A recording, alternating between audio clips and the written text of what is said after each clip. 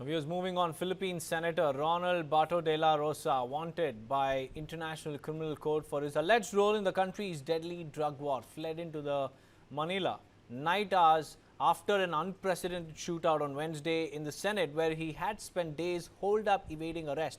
It was the second run-in involving Dela Rosa in a week after the senator escaped NBI agents in a cat-and-mouse chase. Where is Philippine Senator Ronald De La Rosa? Known as Bato by many in the Philippines, the politician is wanted by the International Criminal Court for his alleged role in the country's deadly drug war. De La Rosa fled the Senate building hours after an unprecedented shootout, with many describing it as akin to a crime thriller. The 64-year-old former police chief is unrepentant about his role in a drug crackdown that killed thousands, and previously said he would happily accompany Duterte to The Hague, where the former leader faces a trial for crimes against humanity. Here's what we know. After months of hiding, De La Rosa emerged on Monday. He arrived at the Senate to cast a crucial vote in a leadership election expected to help shield the vice president from a pending impeachment trial. CCTV footage shows the senator stumbling up a staircase, pursued by National Bureau of Investigation agents. De La Rosa's surprise arrival allowed a pro-Duterte bloc of senators to seize a majority and install a new president, Alan Peter Cayetano. Cayetano said he had driven his fugitive colleague into the building by car. De La Rosa was placed under the protective custody of the Senate after a brief standoff with law enforcement agents. Late afternoon on Wednesday, days after De La Rosa holed up inside the Senate, rumors began to swirl that NBI agents were on their way. An anxious De La Rosa broadcast on Facebook appealing to supporters for help. Sana "I am here calling for your help," he said, adding, payag na another Filipino ay dadalhin sa dahig. "Let's not have another Filipino brought to The Hague like President Duterte."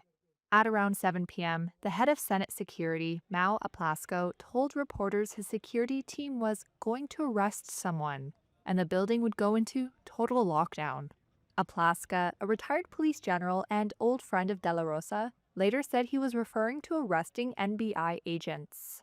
As the building went into lockdown on Wednesday, Aplasca and the Senate security began putting on ballistic vests. Reuters reporters also saw police and Philippine Marines with rifles and Kevlar helmets, which the military later said was summoned by Aplasca. Aplasca led the armed men into an entrance to a neighboring building, the headquarters of the government service insurance system. 10 minutes later, a volley of gunfire erupted. Aplasca said later that dozens of shots were triggered by NBI agents who raised their rifles. He said his team responded with 27 warning shots. The National Bureau of Investigation has given a different version of events, saying it sent agents to the adjoining GSIS insurance building on the request of that institution, but did not attempt to enter the Senate. By 8:30 p.m. on Wednesday, the chaos had subsided. The Chief of Police and Interior Secretary John Vic Remulla arrived and reporters were asked to leave. Remulla said De La Rosa was resting in his office. We are not here to arrest Senator De La Rosa. In fact, we are here to protect him. Let that be clear. I made that very clear to his family. I repeat, we do not know who is behind this, but we will find them.